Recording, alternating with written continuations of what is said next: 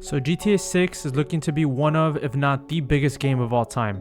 The trailer practically set the world on fire. It has about 130 million views as of the recording of this video, going on to pass GTA's first trailer, which just passed 100 million like 12 years ago. That's right, GTA 6 literally managed to not only be the highest trailer viewed in Rockstar's YouTube account, but managed to hit it in just one day. I feel so old. The time span from both GTA 5 and GTA 6 trailers is about as old enough to become a middle schooler. Anyways, this video isn't about me reminiscing about the past, it is rather about sharing one concern I have for the game, specifically when it comes to its story. Now, it's no secret that Dan Houser, the co-founder of Rockstar, left the studio back in 2020. He was responsible mainly for the massive success that Rockstar has had with nearly all their games, as he was a writer for them. He left so that he can start his own game studio called Absurd Ventures, but he also brought with him a lot of top-level talent from Rockstar. For example, longtime senior writer Michael Unsworth, who was responsible for the stories of GTA 5 and Red Dead Redemption 2, and Laszlo Jones, who was the director and writer for Rockstar,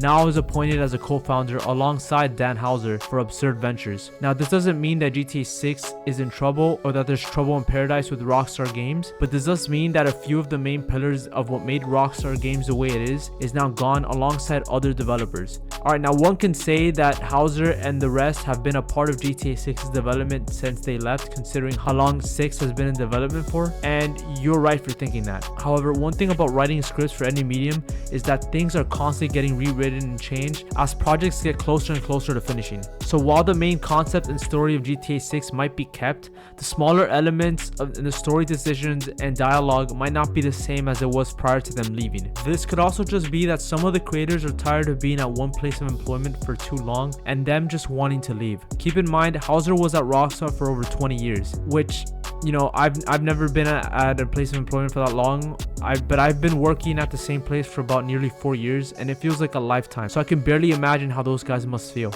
But this does remind me of another incident with Rocksteady when the co-founders of that studio left all of a sudden, and while Suicide Squad hasn't been released yet, the game's reception with their marketing has been extremely negative. That being said, we had to wait until we saw gameplay for everyone to tear that game apart. Meanwhile, all we have for GTA 5 is the teaser trailer, which had me and the entire planet salivating for more, and those leaks just made the game more appealing for me and you. The only reason why I made this video regarding this worry is just to look at all angles fairly while not trying to be just a mindless fanboy for these games, as I could easily just talk for an hour about all the great details and content that GTA 6 could provide, which is basically what I did in just a few minutes when I released my last video. Now, I am 99.9% sure that this game is going to be great. I mean, everything from the leaks to the trailer has suggested that this will be a phenomenon when it releases. Rockstar also has a great track record with their writing, so chances are of GTA 6 being bad is fairly low. I'm just trying not to go in blinded by my hype and anticipation for this game.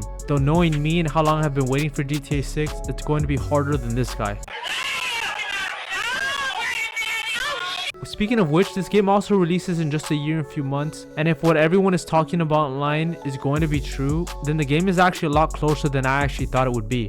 If you don't know what I'm talking about, apparently GTA 6 might release in the first quarter of 2025, though those are just rumors. Either way, that's it for the video, and let me know if you guys agree or disagree. Also, let me know if there's other concerns that you guys might have, as we have another year to wait for it anyways. I'm just hoping I get to be in the game since, you know, it's set in Vice City and I practically live there. Alright, goodbye. I'll see you guys in the next video.